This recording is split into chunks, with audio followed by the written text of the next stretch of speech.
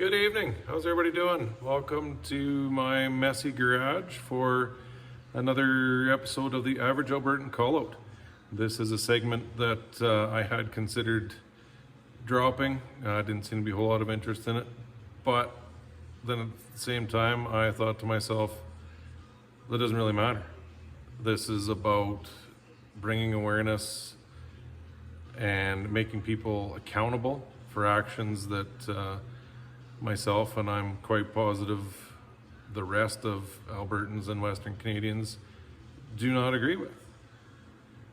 With that said, I guess the first people I would like to call out is ourselves. We are guilty of allowing our government to step on us, to dictate to us what we can and cannot do, to control us in a manner that has never been acceptable and should never be acceptable again. All in the name of your safety, all in the name of health.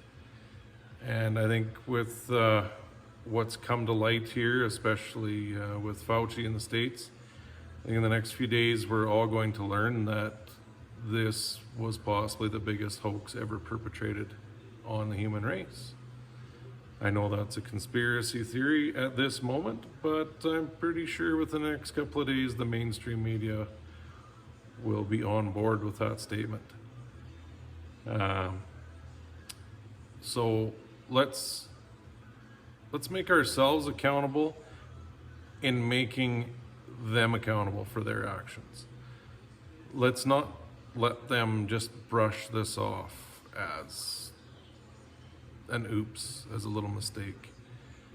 Okay, let's make sure that there's some actual punishment laid down here on these people that took it upon themselves to destroy businesses, to destroy lives, to create division between citizens, to cause anxiety in children that they just simply don't deserve. So let's keep that in mind.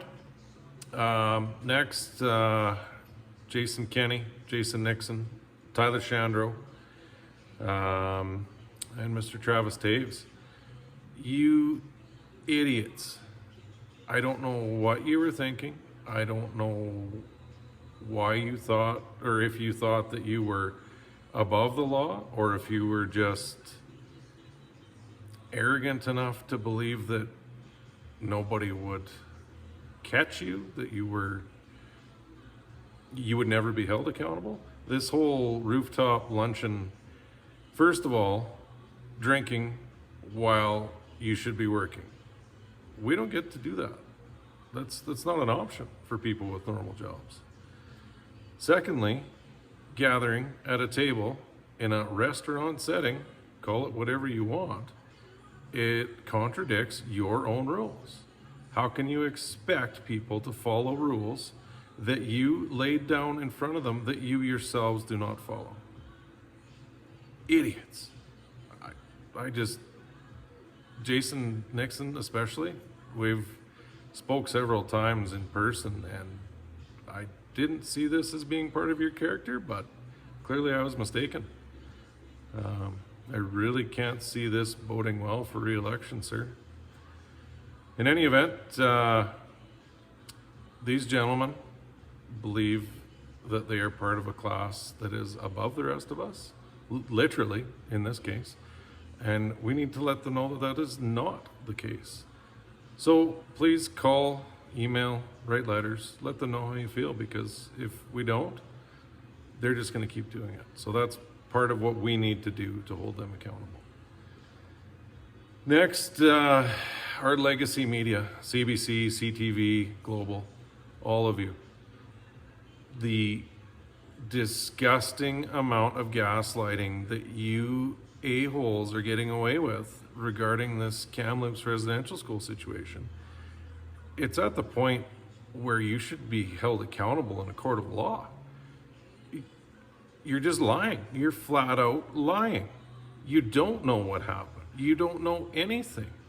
As of 9:45 p.m. right now, tonight, the chief that made the initial announcement 5 days ago regarding the 215 graves or remains that were found has not made a follow-up statement, and she was supposed to this evening, with evidence and with a report of the ground penetrating radar and how they came to surmise that there was 215 grave sites.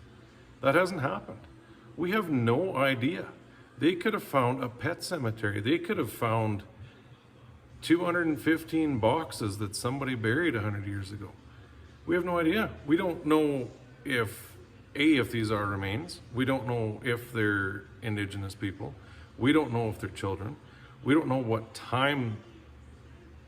Like, we have absolutely nothing to go on here. And the whole country is up in arms. We're attacking the Catholic Church for something that, I mean, I'm not agreeing with residential schools and what took place there, but you gotta remember, this was 100+ years ago, and it was the government that decided that this was a good idea.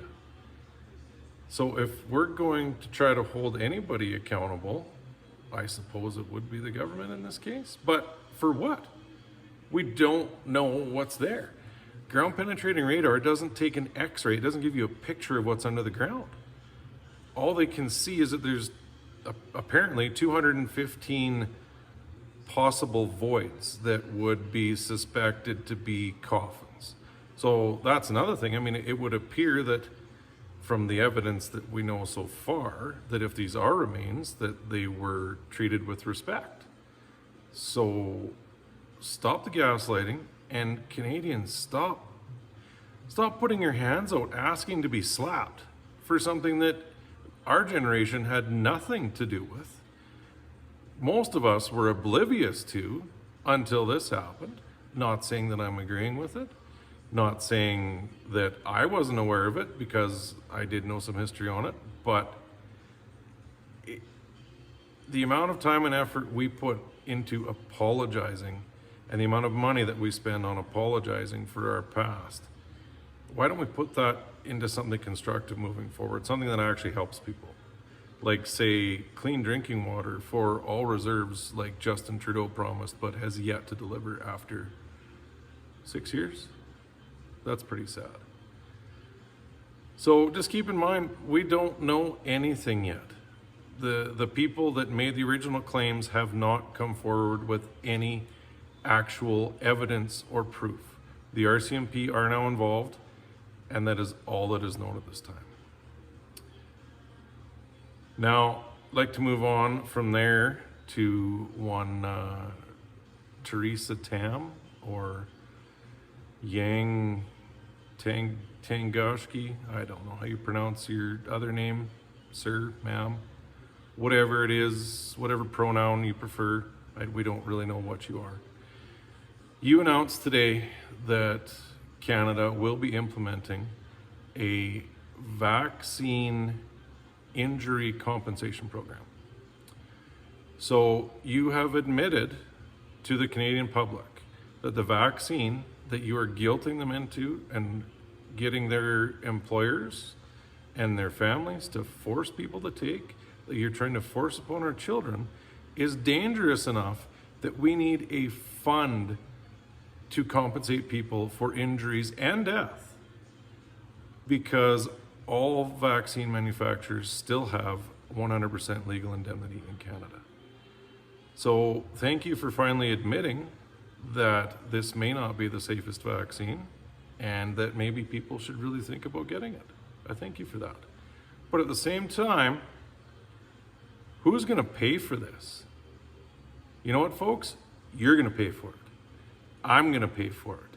He's going to pay for it, and she's going to pay for it out of their pockets through tax revenue, because we don't have a magic frickin' money tree in Ottawa that is going to be able to pay all these people that sustained injury, that is going to be able to pay for all the funerals that are going to be blamed on vaccines.